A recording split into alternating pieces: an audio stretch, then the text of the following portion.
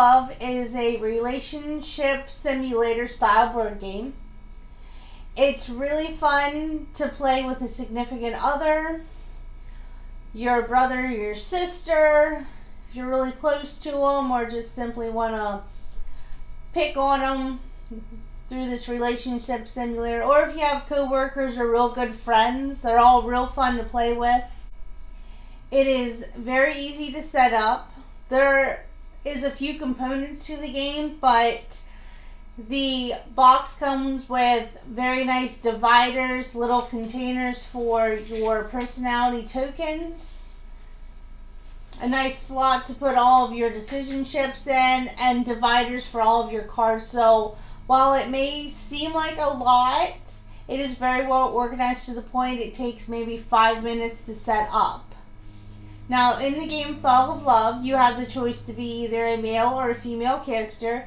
Both sides of the pink and blue cards has a male and a female. So no matter which color you decide to be or end up with, you can choose if you're going to play a female or a male character.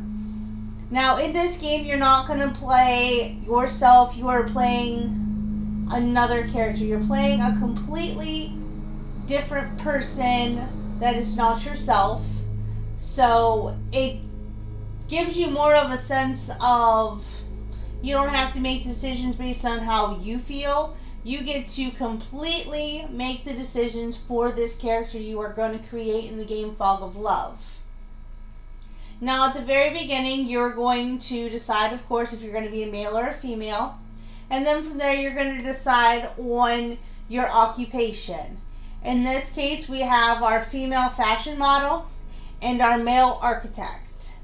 Now, of course, the occupations are not gender exclusive. Anybody can be anything. You could have a male fashion model and a female architect. Nothing is gender exclusive in this game. Everything's gender fluid and relationship open. The boxes themselves come in 3 different kinds. You have a couple that's a male and a female, a couple that's 2 males, and a couple that's 2 females for the front of the box. In this case, I have the couple that is a male and a female. And then the box that's 2 females is pink, and the box that is 2 males is blue. And they both have their own little special features as the position of the 2 characters as well. So every box also has different positions based on the couple you choose for the front of your box, but all 3 are available for your choosing. After you've chosen your occupation, the really fun part comes in where you get to choose the features, but not for yourself. You're going to choose them for the other player. The fun part comes in where you get to choose the features, but not for yourself. You're going to choose them for the other player. And as you choose them, you're going to lay them on their side and tell them why you chose them. Like in this instance, we have tattooed, stuttered, and well-dressed. So this fashion model has tattoos. She stutters when she talks, but she's always well-dressed. And then we have the architect, who's in a wheelchair. He always wears worn-out jewelry and old-fashioned style clothing. So that is what puts together the personality of the character. And you'll put the personality tokens based on the arrows on your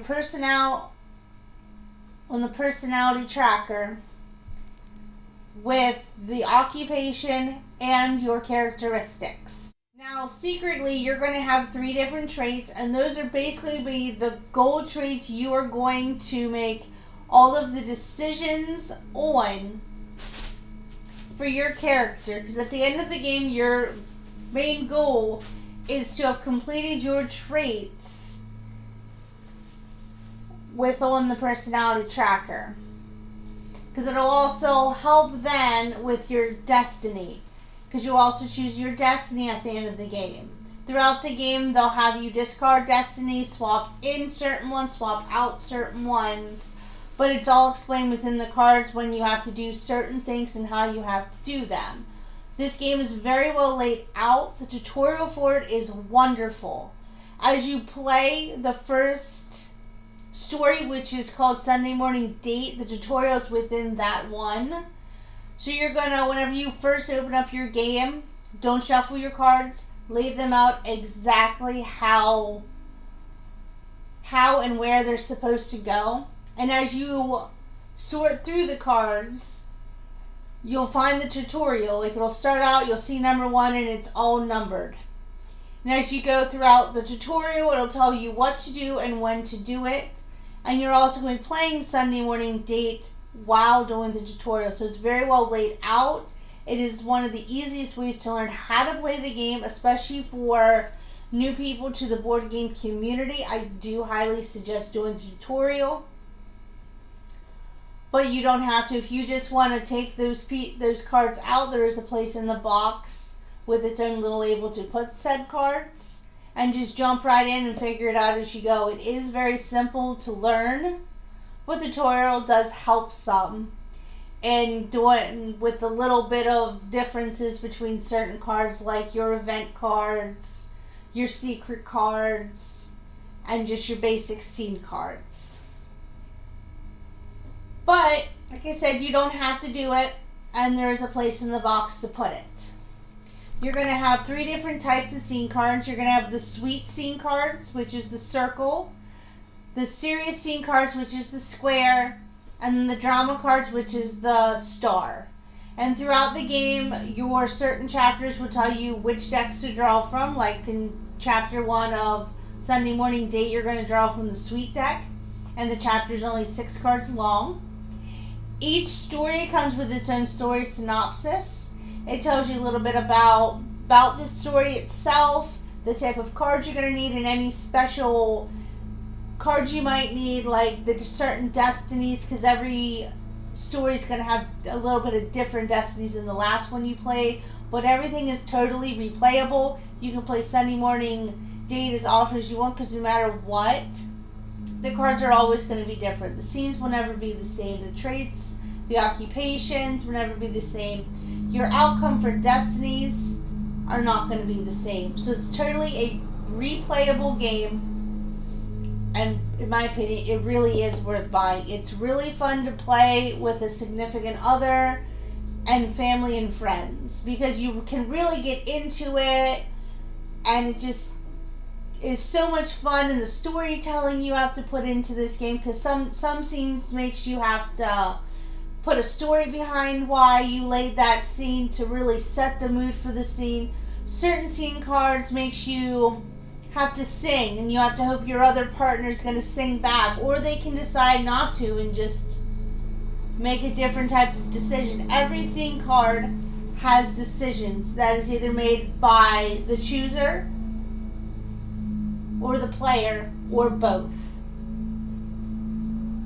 So Fog of Love, I really do suggest for people that are more apt to play 2-player games.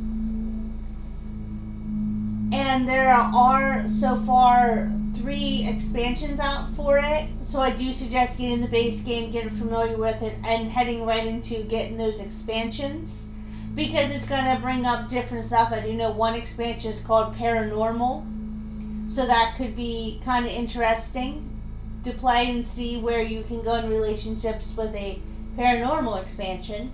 But everything from the expansion should fit in the base box, so you'll still only have this one box for all the games and pieces you're going to have. So the game Fog of Love is a very easy game to play for a mature audience due to some of the scene cards, and I do highly suggest it for newbies and seasoned game players. So again, that's the game Fog of Love, a 2-player relationship simulator game.